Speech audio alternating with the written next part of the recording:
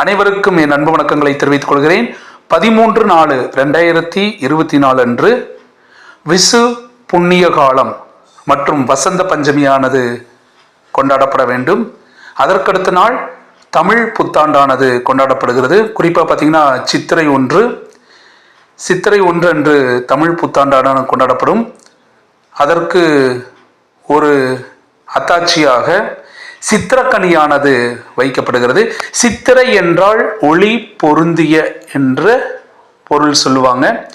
அதாவது மேச ராசியில சூரியன் நுழையக்கூடிய நாளே சித்திரை 1 அந்த நாள் ஒளி பொருந்திய நாளாகும். அந்த நாள் மட்டும் இல்ல, அந்த ஆண்டு முழுவதும் ஒளி பொருந்திய நாளாக இருக்க இறைவனுடைய திருக்கருணையானது நம்மளுக்கு தேவைப்படுகிறது. அவருடைய கருணை பார்வை நம் மீது விழ வேண்டும். அதற்கு சித்திரைக்கனியானது சிறப்பாக தமிழர்கள் கொண்டாடுவார்கள்.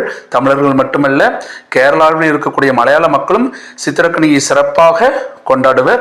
குறிப்பாக சித்திரை என்றாலே வெயில் சுட்டெரிக்கக்கூடிய மாதமாக இருக்கும். அந்த வெயில் சுட்டெரிக்கக்கூடிய மாதத்தில் அதிலும் குறிப்பாக பழ வழிபாடுகள் ஒன்று சித்திரக்கனி வைத்து கொண்டாடுவர். சரிங்களா?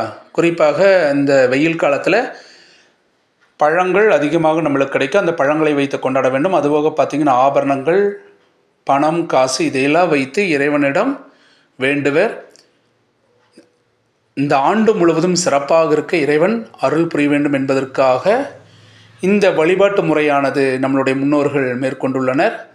குறிப்பாக இறைவனுடைய அருள் பார்வை நம் மீது விழ இறைவனுக்கு நாம் செய்யக்கூடிய கைங்கரியங்கள் ஒன்றான கைங்கரியமாக இருப்பது இந்த கனி வழிபாடாகும்.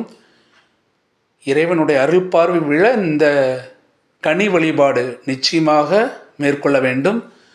குறிப்பாக மா, பலா, வாழை என்று சொல்லக்கூடிய முக்கணிகளும், எலுமிச்சம்பழம், ஆப்பிள், மாம்பழம், அதுபோக உங்களால் என்ன கொடுக்க முடியுமோ சாக்லேட்டை கூட நீங்கள் படையலாக போடலாம்.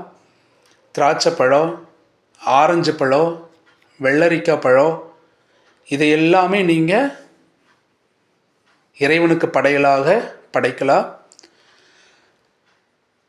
அதுபோக பார்த்திங்கன்னா காய்களை படைக்கலாம். அதுபோக பார்த்திங்கன்னா ஆபரணங்களை அணிவிக்கலாம். அதுபோக கொன்றை பூக்களை கொண்டு இறைவனை வழிபாடு செய்ய வேண்டும். நைவேத்தியமாக பால், வெண்ணெய், அதுக்கடுத்து பார்த்திங்கன்னா நவதானியங்கள் படைப்பது என்பது ஆண்டாண்டு காலமாக பின்பற்றப்படக்கூடிய ஒரு வழிபாட்டு முறையாக இன்றும் இருக்கின்றது.